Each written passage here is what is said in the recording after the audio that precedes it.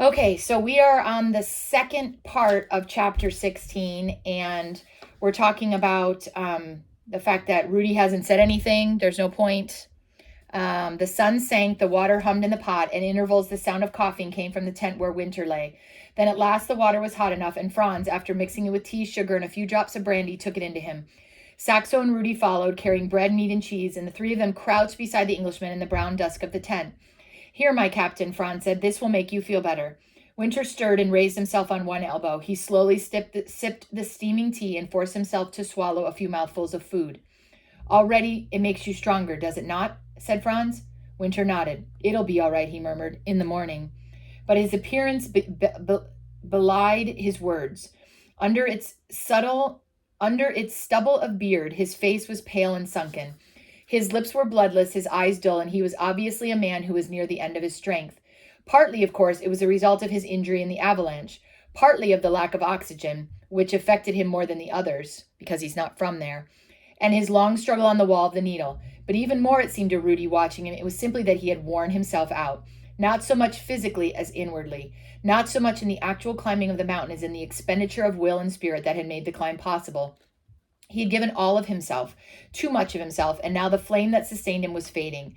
The man who had dreamed the dream of the citadel, who of all men deserved the prize of its conquest, lay haggard and spent on its desolate heights, defeated by the very intensity of the effort. It'll be all right, he murmured again. I won't let you down. Then he lay back in the blankets, closing his eyes, and the others left the tent. Outside, the sun was gone. The peak rose bleak and forlorn into the darkening sky. The two guides and the boy ate their own meal in silence, and by the time they had finished, it was almost night.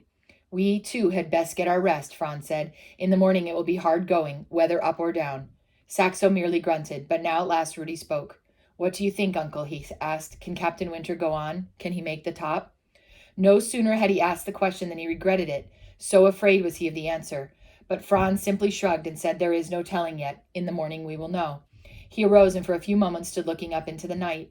A slight wind had risen with the darkness, but it was from the north, which was good, and the stars were sharp and gleaming. At least the weather will be all right, he said, for whatever we must do.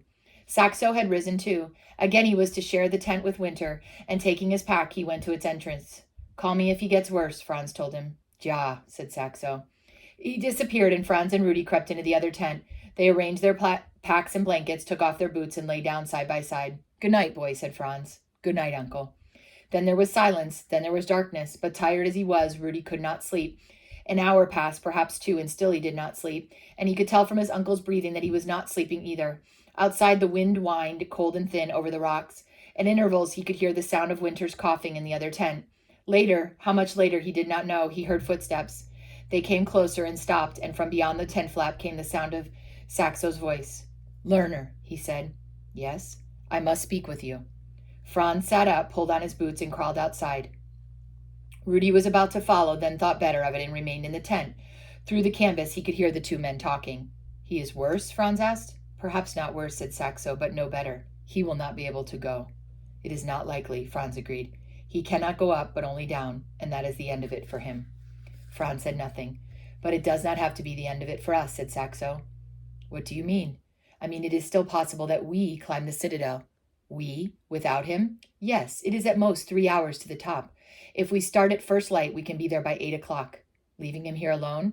Alone, or with the boy. It will only be 5 or 6 hours. We'll be back before noon, and then we can take him down. Down. There was a pause. Will you do it? Saxo asked. Another pause. No, said Franz. Why not? He'll be all right here, and he will not object. Before we stopped, he himself said we should go on without him. Does not matter what he says. He is weak. He is sick. A guide cannot go on without his heir. No harm can come of it, I tell you. We will not be gone long, and we will leave the boy with him. The weather is good. The weather can change. We could be delayed. Also, if it gets worse, we will need all our strength to get him down. All of our strength. Bah! Why do we not have enough strength for both? Franz started to speak again, but Saxo cut him off sharply. Do you know what is the matter with you, Lerner? You are afraid of this mountain, but I am not afraid. I am not looking for excuses to turn back. For years it has been my dream to climb the citadel. Now at last I have my chance, and I will not give it up. Not for you and your stupid fear, not for a coughing Englishman, not for anyone or anything. If you do a thing like this, said Franz, and now his voice too was angry, you do not deserve to be called a guide. And you do not deserve to be called a climber. All right, have it your own way. Stay here. Go down with your coughing air. Go down, beaten, defeated, and see how you feel in Kurtal when a man of Broly stands victorious on the top of the citadel. You are a fool, Saxo, a madman. You cannot climb to the top alone. No? We will see about that. There was a silence, then the sound of receding footsteps. Saxo, said Franz, but there was no answer. He had returned to the other tent. After a little while, Franz raised the flap and crept back inside with Rudy. He removed his boots and lay down in his blanket, and he did not speak, nor did the boy. For again, what was there to say? He could talk all night without budging his uncle an inch from his conviction and decision. This he knew. And he knew something else, too, something even more shattering, and this was that his uncle was right. It was the very heart and essence of a guide's code that he must not leave his heir. And heir is spelled Herr. Least of all when the heir was sick or injured. Unthinkably least of all if his going was not to the heir's advantage, but only his own. Yes, Rudy knew it. He knew with a knowledge that was deeper than mere learning, that was part of his heritage, part of his blood and bone. A guide could never leave his heir, and that was the first and greatest commandment. And yet this knowledge did not help him now as he lay silent and rigid in his misery. Captain Winter could almost surely not go on. His uncle must stay with him, and he with his uncle. They had come all this way, up the snow slopes and the glaciers, up the cliffs and the ridges, past the fortress, the shoulder wall, the needle, laboring, struggling, winning their way to the very threshold of conquest, only to have it turn at the last moment into bitter defeat. And bitterest of all for him, Rudy. For if it was Winter who had brought them to the citadel, it was he who had led them up to it, who had found the way past the fortress and threaded the needle's eye, who was alone responsible for having brought the summit within reach. Winter was unable to go on. His uncle was not willing, but he was both able and willing. He was burning with desire. It was more than he could bear to come so close to the fulfillment of his life's dream, only to have it mercilessly snatched away. It was cruel, too unfair. He lay in silence. He lay in torment. The wind whined and the night crept on, and beside him his uncle breathed rhythmically in sleep.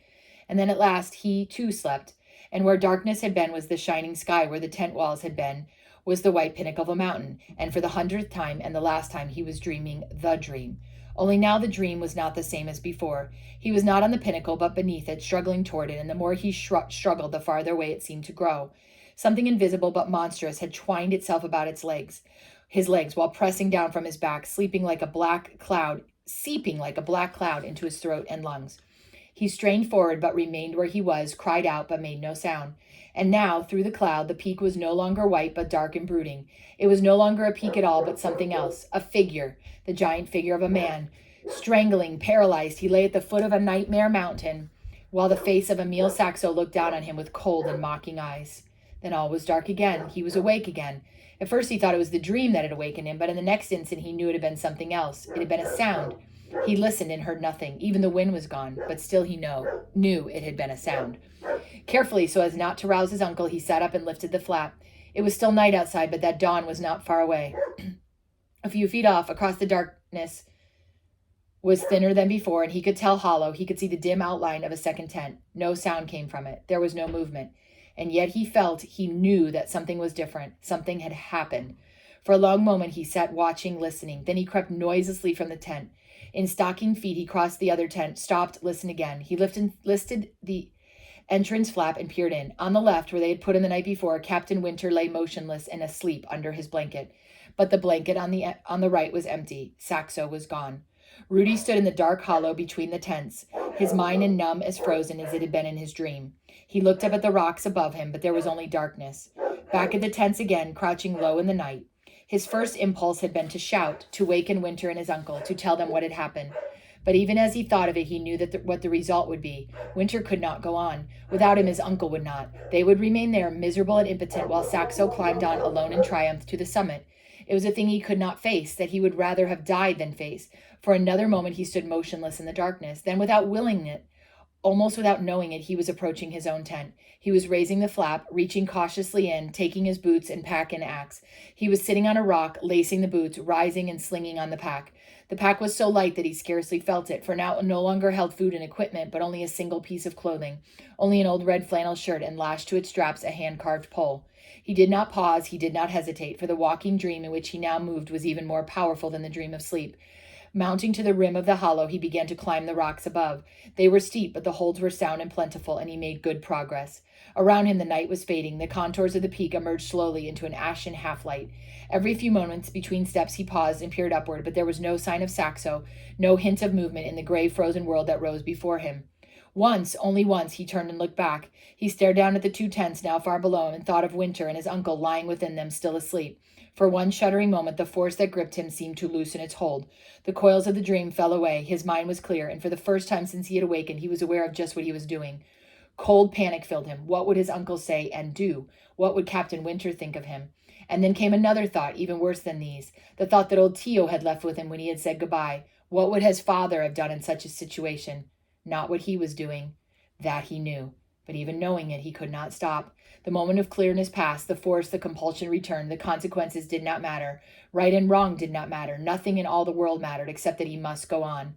If it was the last thing he did in his life, he must climb on after Saxo, catch Saxo, pass Saxo. He must go on, up and up, bearing his shirt and pole, bearing his hopes and dreams, until he stood at last victorious on that white summit in the sky. He was climbing again. It grew lighter. He moved up through gray stillness into the day that was being born. That's the end of chapter 16, and I am mad at him. Did not want him to do that.